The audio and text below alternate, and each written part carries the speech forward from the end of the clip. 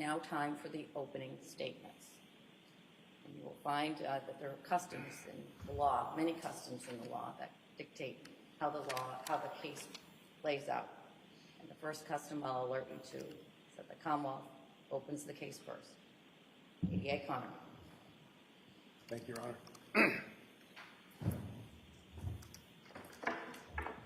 Your Honor, may it please the court? It does.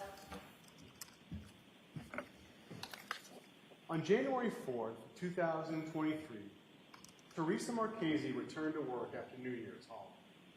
She works at Tishman Speyer, and she is the Director of Human Capital Management. That is to say that she's the Director of Human Resources. And Tishman Speyer is a real estate management company, but it's a global real estate management company. It has buildings all over the world.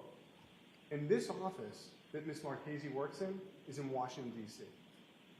When she returned to her office in Washington, D.C. that morning, she was alerted that one of her coworkers' husbands was trying to find her coworker.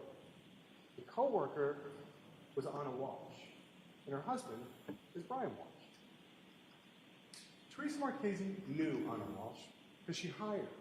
She hired her in February 2022 to work at the Washington, D.C. office of Tishman Speyer and to manage some of those buildings in Washington, D.C.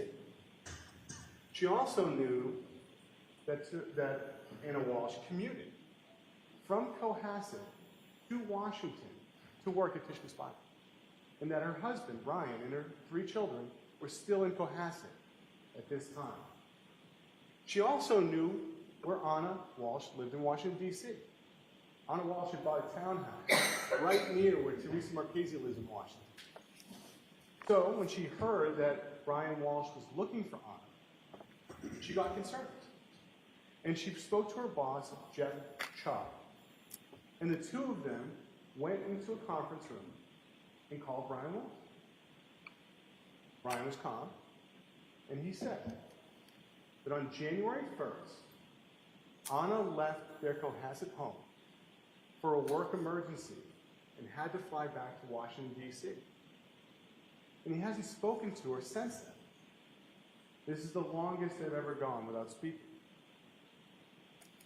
So, Teresa Marchese went and drove to Ana Walsh's townhouse. She took another employee with her, and on the way there, she had another conversation with Brian Walsh. Brian was calm, and he gave her the combination to the garage so Ms. Marchese could get into the building. Ms. Marchese got there. She was able to look in the windows. Nothing was broken. Nothing was out of order. She got into the garage, and she found some cardboard boxes that had yet to be unpacked, some car seats, no car, no Ana Walsh. Now the door from the garage to the home, that was locked, so she couldn't get inside. So Ms. Marchese called Mr. Walsh back again, and she told him that she was going to loop into this conversation Tishman Speyer's global head of security, who also works in Washington, D.C. His name is Hugh Dunleavy. He's a retired Secret Service agent. Mr. Walsh is calm. Mr. Dunleavy is looped into this conversation on the phone, and Mr. Walsh's demeanor changes. He becomes very upset. Mr. Dunleavy calms him down, asks him a series of questions, and Mr. Walsh repeats. Ana left the home in Cohasset on January 1st to come to Washington, D.C. for a work emergency. Mr. Dunleavy follows up. Have you called the police? What is the local police department in your town? You live in Cohasset. You need to call the police. The call ends. Mr. Dunleavy works with the Washington police and helps facilitate them getting into the home in Washington, D.C., and Ana is not there. He also calls the Cohasset police just before noon on January 4th. And he reports Ana missing. He Hugh Dunleavy from Washington, D.C., calls the Cohasset police, and that is the first time Ana Walshe has been reported missing to the police. And it was done just before noon on January 4th, and no one has seen her since January 1st. Over the next few weeks, it'll be the honor of Ms. Cusick, Ms. Yaz, and myself to represent the Commonwealth. And in that time, we will prove the defendant guilty beyond a reasonable doubt of the premeditated murder of his wife, Ana Walshe. And we're going to do that by presenting evidence to you. And evidence will come to you, as Her Honor pointed out, in two different forms. One is kind of tangible. You'll see photos of the family home in Cohasset at 516 Chief Justice Cushing Highway. You'll see videos from different stores. You'll see Ana Walsh's banking records. You will also see objects, like a Tyvek suit, like a hatchet, like a hacksaw. Now, in addition to those objects, you will hear from witnesses. Witnesses like Teresa Marchese and Hugh Dunleavy, who I just mentioned. You'll also hear from a group of witnesses that are Ana Walsh's friends and colleagues. They will tell you that Ana was 39 years old in January 2003. She was married to the defendant. She had 3 children. They'll tell you that she was a Serbian immigrant, that she came to this country and began working in the hospitality industry by working in hotels in Washington and Massachusetts, and that she transitioned to real estate. She got the opportunity to work for Jim Mutloo, who had his own real estate company. She actually wound up running that company for him.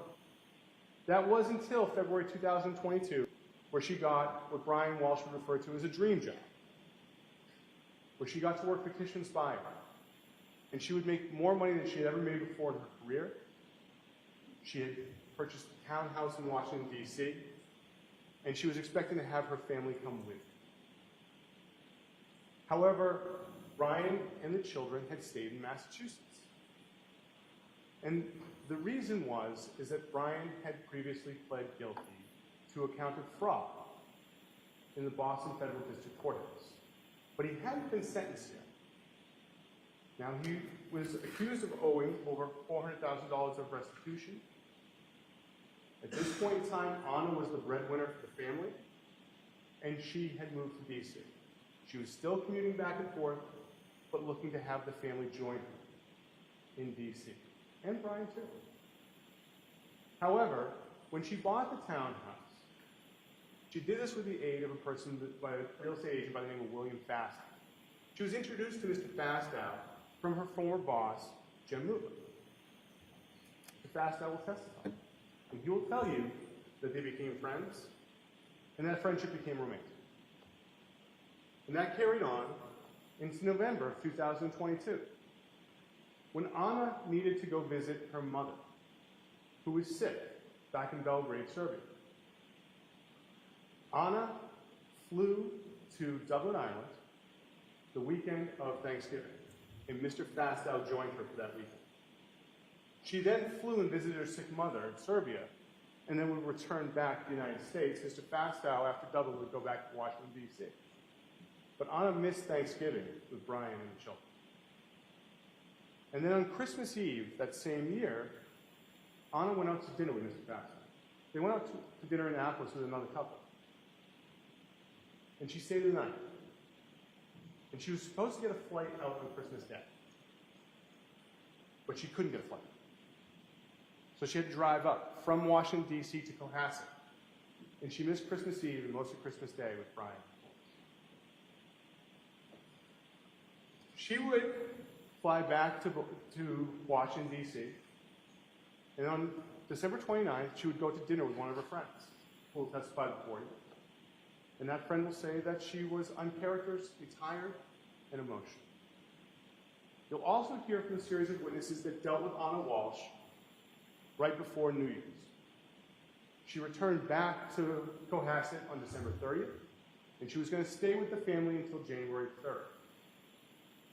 You'll hear how she went to a bar class, B-A-R-R-E. It's an intensive ballet class. You'll hear from the instructor who will say that she did exceedingly well in that class. A person who was with her in a nail salon will testify. She got her nails done on New Year's Eve. And Mr. Mutloo will testify. He went over to the Walsh family residence on New Year's Eve for dinner. 3 adults were there.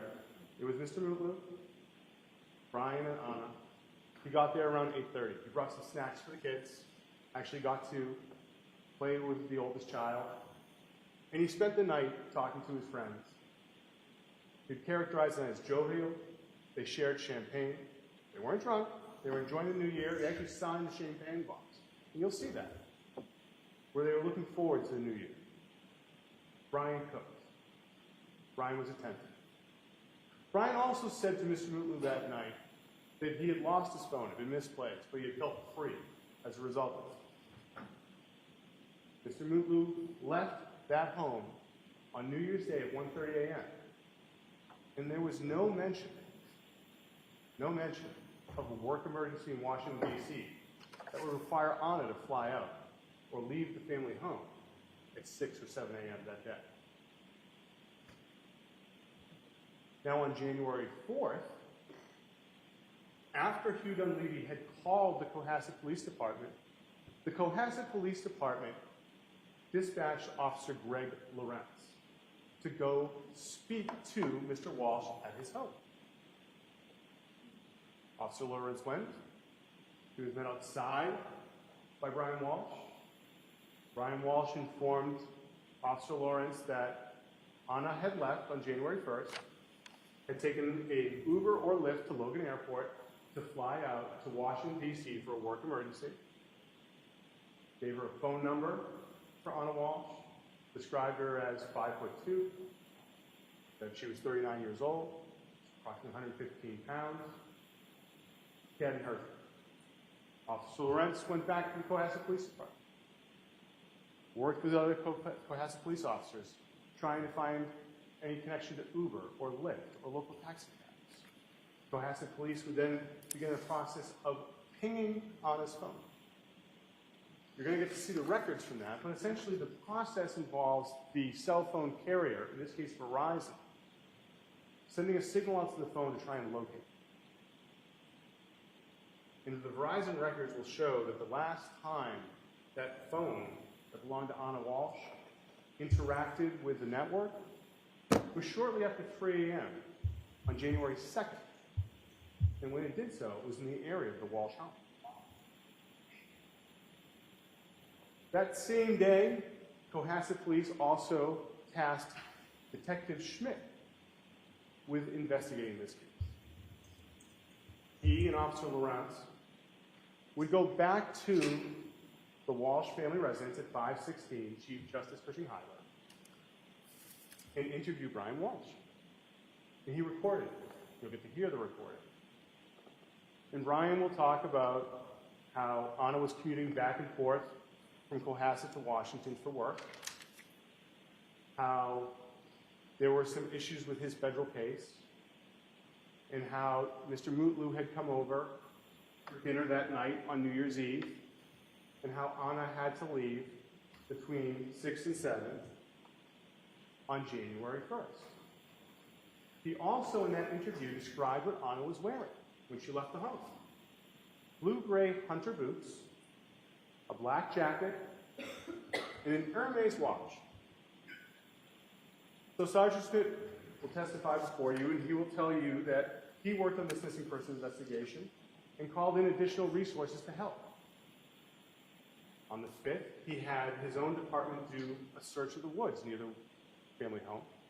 On the 6th, he called in a task force made of several different police departments to do further searching of the woods in and around the Walsh family home.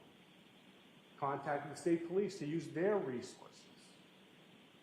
He also got the opportunity to speak to Mr. Walsh on January 5th, January 7th, and January 8th. And when he did those interviews, he was accompanied by detectives from the state police. And those interviews were recorded. And you'll get to hear those interviews.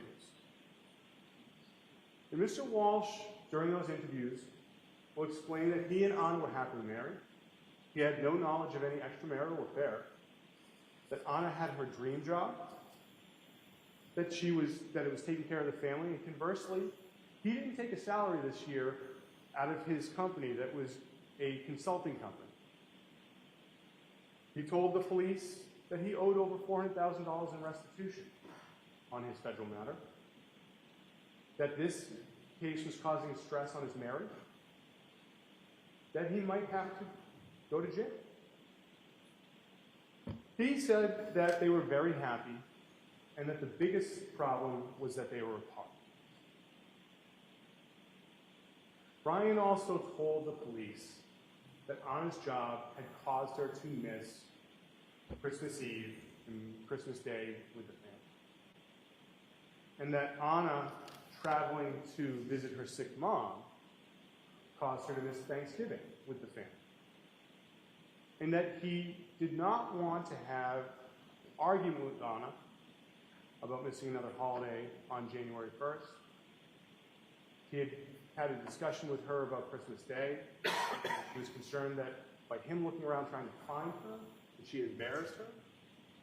So he tells the police, I didn't want to have an argument. So I understood she was going to come back, and she left for that emergency at work. You'll also have access to financial records that will show that Ana Walsh had approximately $200,000 in accounts at Fidelity, and that there was over $1 million in life insurance in Ana Walsh, and that Brian Walsh was the beneficiary of those policies. And in addition to the Cohasset police, the Massachusetts State Police also worked with them on trying to find Ana. You're going to hear from two troopers in particular, Trooper Nicholas Marino and Trooper Connor Keith. They are digital forensic specialists. They have special training in examining computers, tablets, phones. And in this matter, they had the opportunity to examine a MacBook, iPads, and cell phones that were at the Walsh house. And they will explain that on Christmas Day, when Ana had missed Christmas Eve and was, after spending the evening with Mr. Fastow, and was driving up from Washington, D.C., the cell phone that Brian Walsh was using looked up Mr. Fastow on the internet. And that on December 27th, a MacBook that used the Apple ID for Brian Walsh, between 8:30 and 9 o'clock, researched best strategies to divorce for a man, best state to divorce for a man, Washington, D.C. divorce laws. On December 29th, Brian Walsh's cell phone was researching buildings that Ana Walsh managed for Tishman Speyer and emergencies she had handled for them in the past.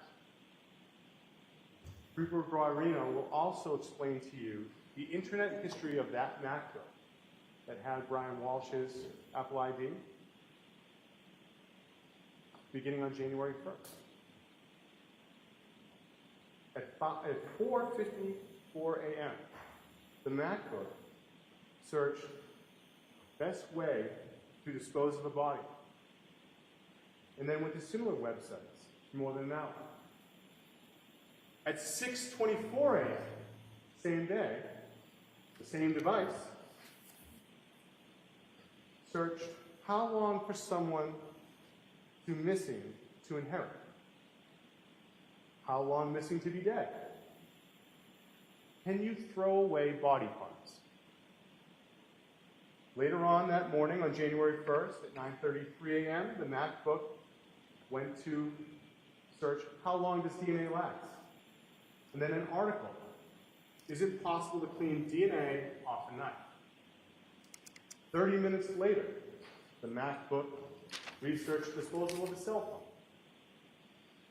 At 10:28 a.m., the MacBook research, I am the user of my wife's credit card. She is missing. And again, on January 1st, at 11:28 a.m., it searched best way to dispose of body parts after a murder. Trooper Guarino will explain the numerous websites and searches done by the MacBook in the morning and early afternoon on January 1st, and that these websites were about cleaning blood with ammonia, bleach, and hydrogen peroxide. Websites visited included those as whether it is better to throw away crime scene clothes or wash them. One site was entitled, "You want to get away with murder? Use a special detergent." This type of activity on the MacBook continued into January 2nd, when it looked up, how long does Lowe's keep security footage? How to saw a body. How to dismember a body. Can you be charged with murder without a body? Can you identify a body with broken teeth? The MacBook also visited websites for apartment complexes in Brockton and Chelsea. One in particular, Chatham West in Brockton. Brian Walsh told investigators that his phone, which was an iPhone 13 mini, had been misplaced and not found until the afternoon of January 2nd, 2023. When investigators examined that phone, they learned that it had been connected to a power source. And it had been unlocked 4 times by either using the face or the passcode.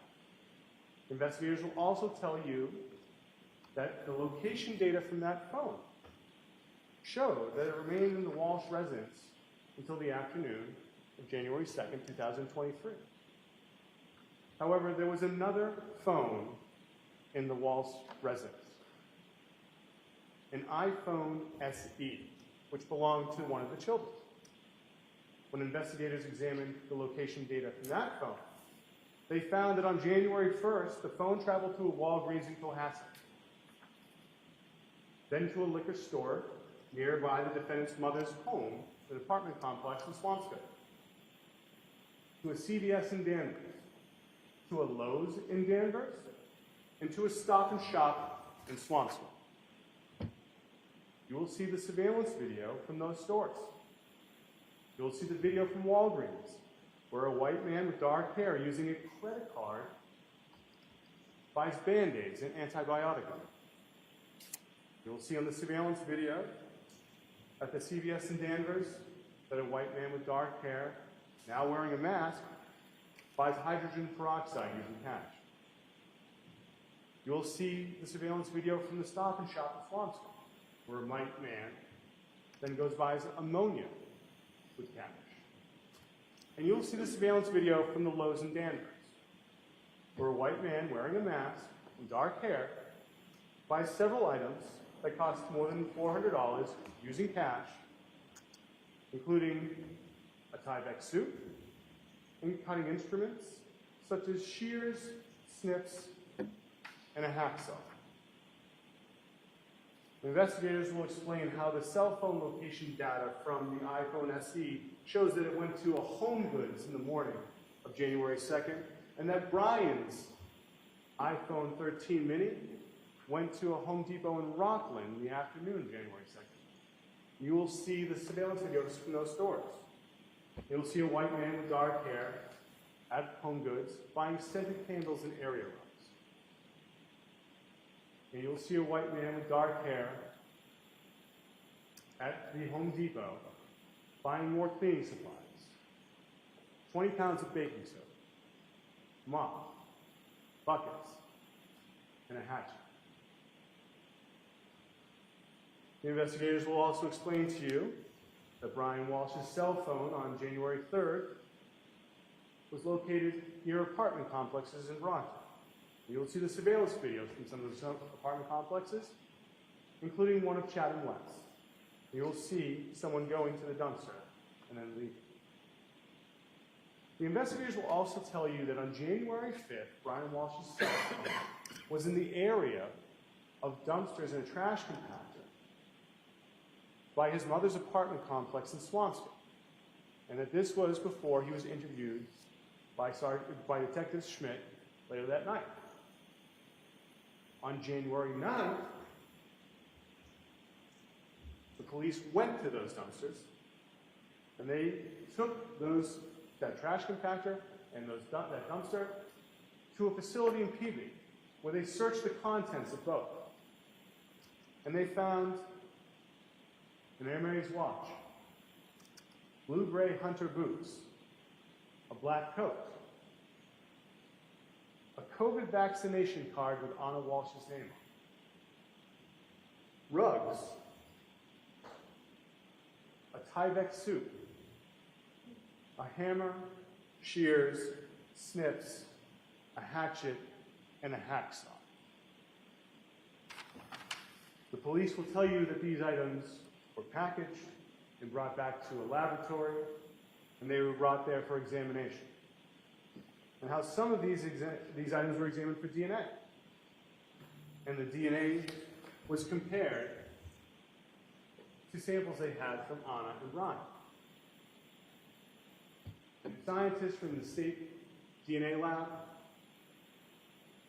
will identify DNA of Brian Walsh and Ana Walsh on the Tyvek suit. They will explain that Ana Walsh's DNA was found from items in the dumpster, including drugs, the hatchet, and the hacksaw. Jim Mutloo said goodbye to Ana Walsh about 1 o'clock, 1:30 a.m. on New Year's Day. When he left, she was home, she was alive, she was with her husband. No one has seen her since her husband said she left on January 1st. She has not accessed her finances, her email, her phone has made no calls, and no one has found her body. During this case, we ask two things. The first is that you keep an open mind. Do not rush to judgment, but instead, see how all the evidence fits together. Pay careful attention to the timing of certain events. And second, use your common sense. Don't leave it home. Bring it with you here as you make your examination of every piece of evidence. And at the end of this trial, we will speak to you one more time. And it is at that time we will ask that you find the defendant guilty of murdering his wife with deliberate premeditation. Thank you. Thank you, 88 Connor. Jurors, why don't you take a break and stand up, shake a leg.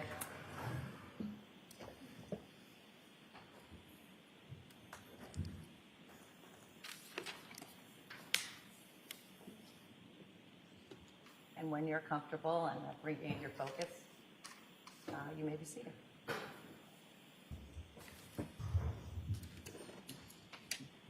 Now we'll hear from the defense for the opening statements. Attorney Tipton. Thank you, Your Honor.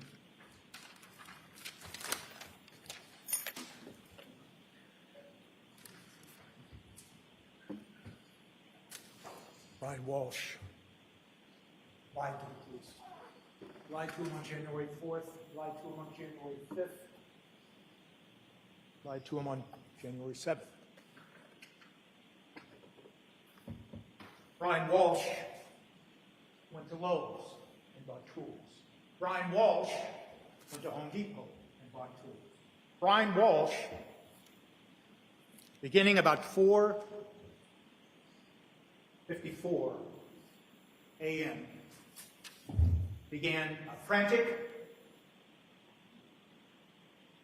and tragic search that you will hear about. You'll hear the evidence of that. You will hear evidence that those searches evolved from how best to dispose a body to even darker subject matter. As he wrestled with the fact that Ana Walsh was dead.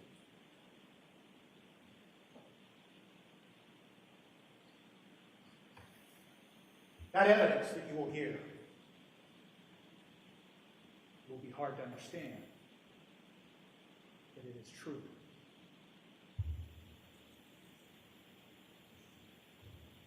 On January 1st of 2023, Jim Mutloo left the family home of Brian and Ana Walsh sometime between 1 and 1:30 in the morning.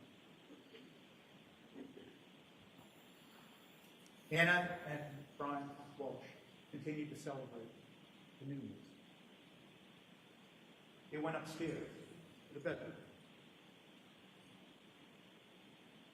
About an hour later, you'll hear evidence that Mr. Walsh got up, went back downstairs to clean the kitchen.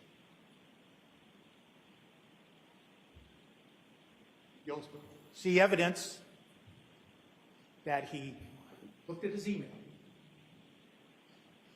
You'll hear evidence that he then returned to the bedroom, intending nothing more than to crawl into bed with Ana Walsh, the woman he loved. When he entered the bedroom and began to get into the bed, he sensed something was wrong. You will hear evidence that it made no sense to him. But he nudged Ana, his wife. She didn't respond. He nudged her again, a little harder. She didn't respond. He nudged her now in a frantic and panic reaction to where she actually rolled off the bed. You'll hear evidence that now he is panicking and he doesn't understand what has happened and what is happening. It didn't make any sense to him.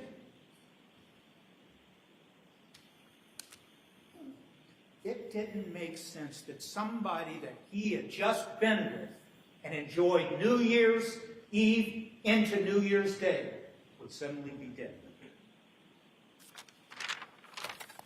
Not him. You will hear evidence in this case of sudden, unexplained death. You will hear evidence that it is rape. You will hear evidence that it happens in young people and old people. You will hear evidence it happens in male and female. You will hear evidence it happens during the day and during the night, that it happens to trained athletes. You will hear evidence that it can be the result of both mechanical and or electrical problems within the body. You will hear evidence that it might be cardiovascular, pulmonary, neurological, or other reasons. You will hear evidence that it occurs in people who have never manifested a symptom that something might be wrong. And in fact, you will hear evidence that sometimes the first manifestation that something is or was wrong with someone is the sudden, unexplained death. That's the evidence you will hear in this case. Sudden, unexplained death is known within the medical community and the forensic community. But it is to this day not well understood, and that is the evidence you will hear. And it is not well known to non-medical professionals. And you will hear evidence Brian Walsh never imagined somebody suddenly died. 1 hour he's with her, he cleans the kitchen, he comes back up, and she is dead.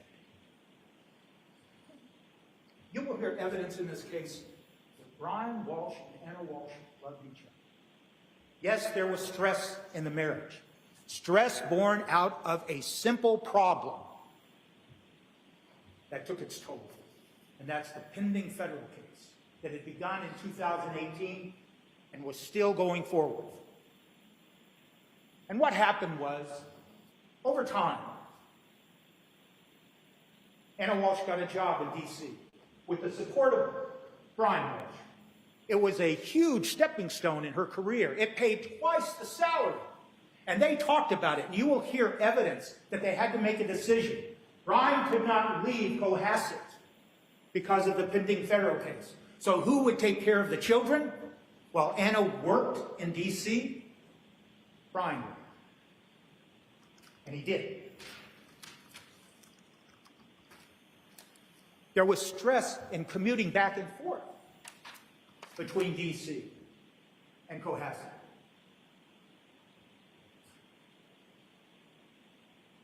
Brian Walsh experienced that stress too. And Ana Walshe and him talked about it. They talked about it on Christmas Day of 2022. And that's what the evidence will be. Yes, there was an affair. You will hear evidence of an affair. An affair does not make someone a bad person, does not make someone a bad mother. Make no mistake about that. But yes, there was an affair. Not between Brian Walsh and anyone, but between Ana Walshe and William Fastow.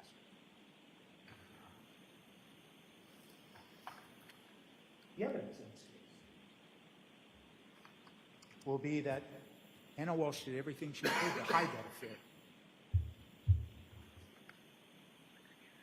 That she did not tell her closest friends, her confidants, some of whom lived in D.C., the same person, Alyssa Kirby, that she spent December 29th with, drinking and talking about her life.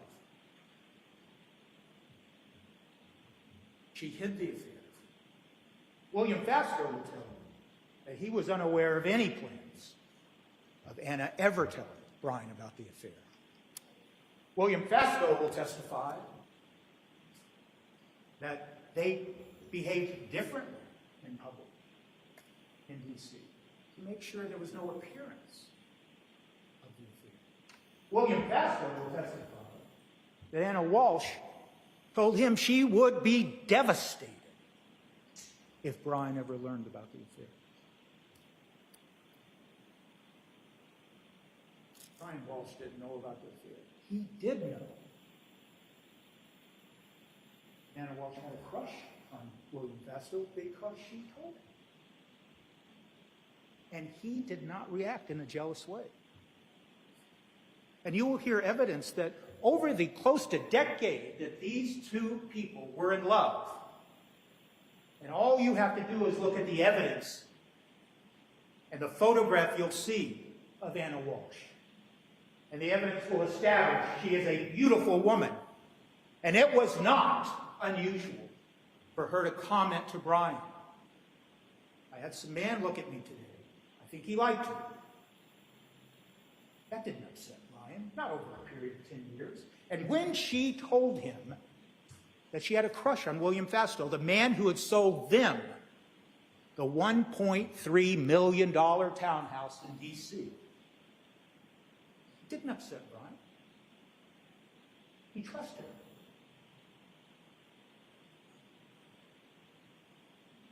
In fact, you will hear evidence from Alyssa Kirby that Ana Walshe told her, I wish he would be jealous.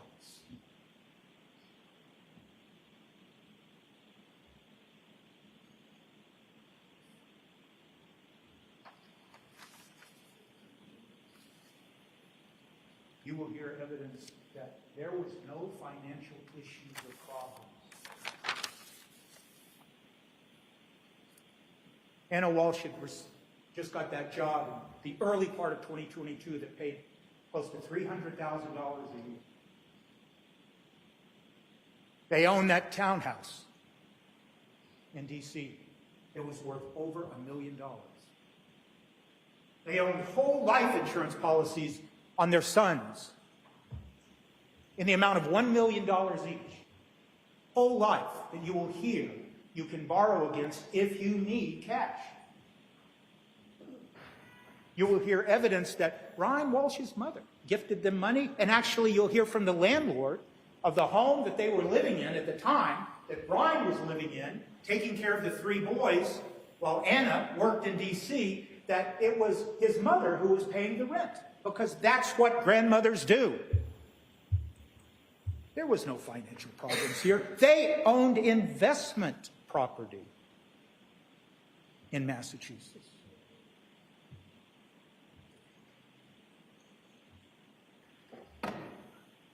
The evidence in this case is that Brian Walsh loved Ana Walsh.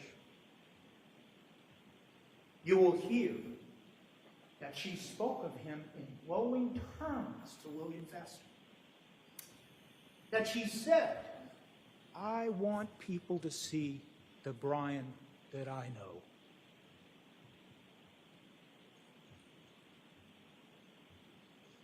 You will hear how she talked about her relationship with Brian with Alyssa Curry. And notwithstanding the fact that Ana Walsh was having an affair, she described their relationship as open and honest. He believed their marriage was open and honest because he loved her.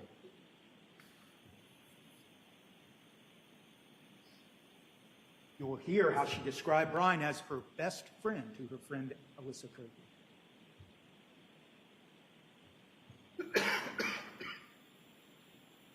You will also see evidence of text messages that you may use to determine for yourself if there was love between these two individuals. The importance about those text messages that you'll see is simply that they're dated. The ones you'll see are dated beginning December 25th of 2022, 7 days before New Year's Day.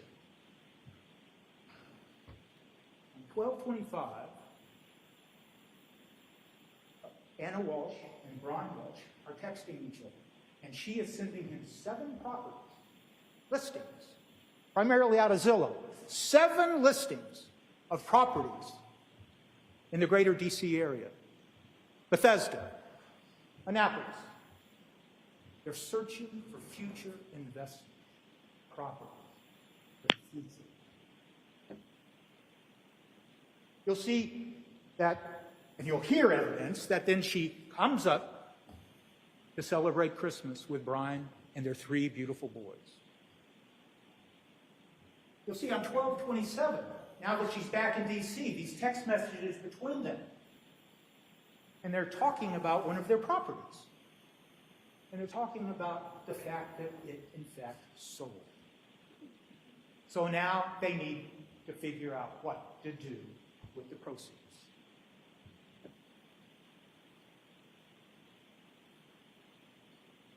You'll see on 12/28, text exchange between Brian Walsh and Ana Walsh. Now, she's back in D.C. She's not feeling well. She's telling Brian, "I don't feel well, so I'm going to stay at home and work at home today in D.C." And they joke. And on the text, Brian says something like, "Well, I guess I'll have to get you a plunger." Anna responds, "I'll tell you what. I'll buy the plunger. You buy me that Porsche." Why? Because Ana Walsh wanted a Porsche. And what you see on that text exchange, right after she says that, is you'll see postings that he sent to her of the Porsches he'd been shopping for the woman he loved. And you'll see in his mantle that he was shopping for Porsches because she had asked for one. On 12/29, you'll see a text exchange between them where they're talking about a 3-story brownstone that she had found that maybe they'll buy for investment. And you'll see the text references to how much it cost, the square footage it's up and below. You'll see text exchange between them where they're talking about possible renovations in the future. They are talking about the future. And this is on 12/29. And then on 12/30, simple texts between them about her catching her flight from D.C. to get to Cohasset for New Year's. She texts them, "I've landed." And what you see in those text messages are she begins to send Brian pictures of her playing with the boys now that she's reunited with her 3 beautiful boys again. And then you see 7 pictures sent by Brian Walsh back to Anna, taken of her playing with the boys. And how do they sign off these texts? You'll see them. Brian says, "Love you." And Ana Walsh says, "Love you too."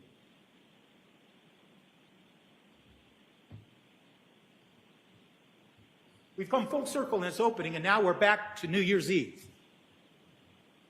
Jim Mutloo, the family friend, is invited by Anna to come to the house to celebrate New Year's Eve.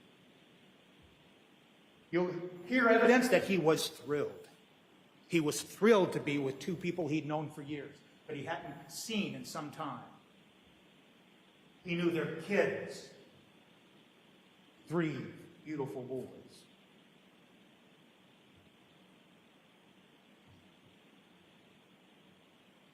He'll describe how when he drove up in the driveway, Ana Walsh ran down the driveway in her heels, no coat, on a cold winter day to hug him. And then what happened? They all went into the house. And what was occurring in the house? Brian was cooking New Year's. He was feeding them as they all talked for 4 to 5 hours. And what were they talking about? They were talking about the future.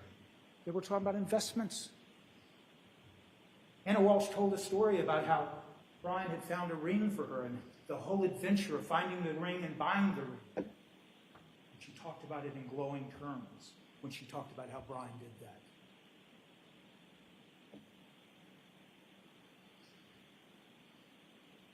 Mr. Mutloo will describe that for the 4 or 5 hours that he was there, he saw no problems between them.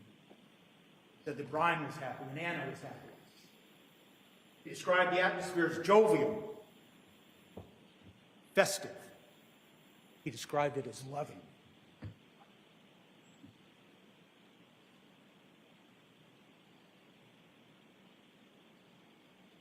As adults do for New Year's Eve, they celebrated with wine and champagne.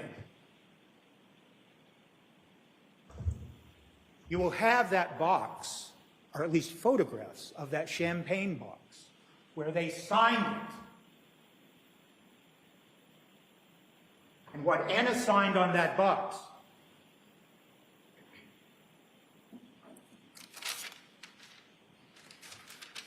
she wrote, "Let's make 2023 the best one yet."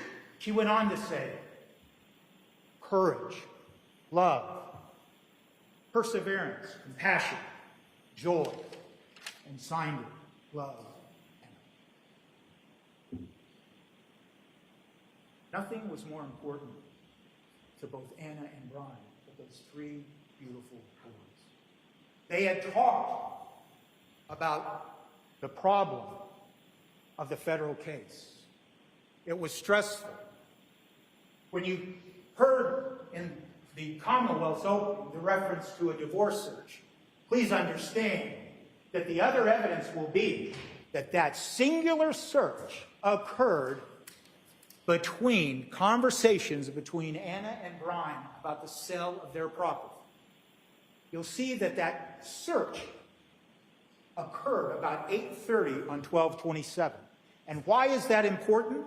The evidence will show that the only time Ana Walsh talked about divorce with William Fastow, she talked about it in terms of Brian and I attempting to preserve the family assets.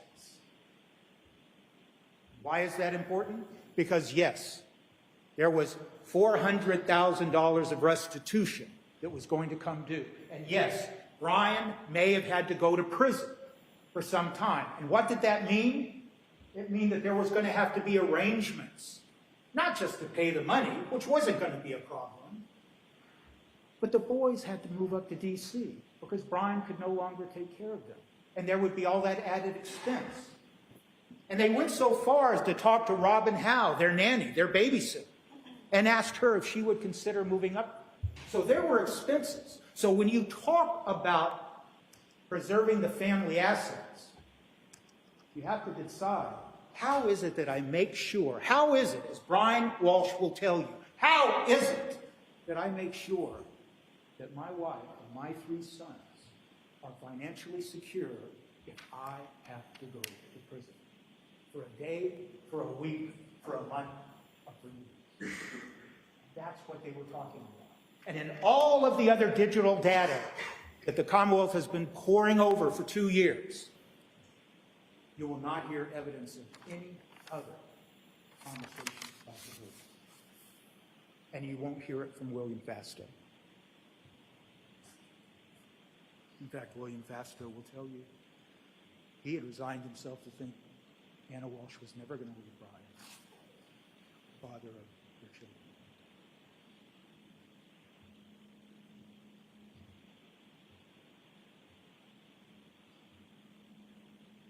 Jim Mutloo left around 1:30. Brian Walsh and Ana Walshe went upstairs. He went back down to the kitchen about an hour later to clean it up. And then the impossible, the unimaginable happened. It didn't make sense to Brian Walsh. It was confusing. He never thought anybody would believe that Ana Walshe was alive one minute and dead the next. And all he could think about were those three boys. What would happen to their three boys now that Ana is no longer here? What will happen if they think he did something bad to Ana? Where will those three boys go? And so, he told the story. He told lies. He tried to hide so he could hang on to those boys.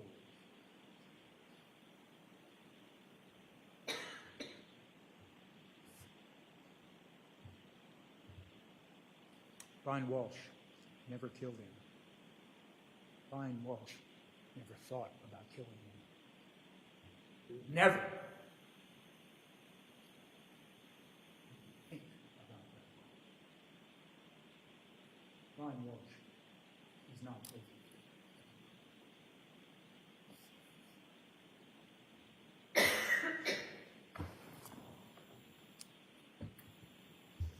Jurors, once again, why don't you stand up, shake a leg?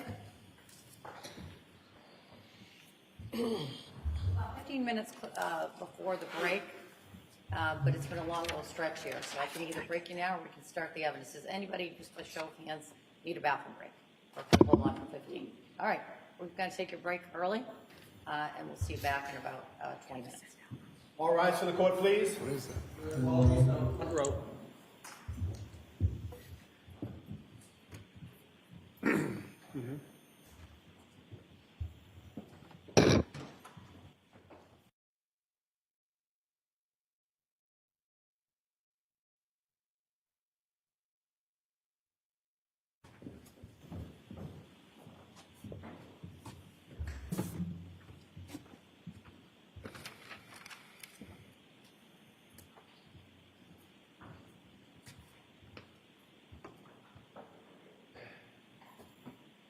Please be seated.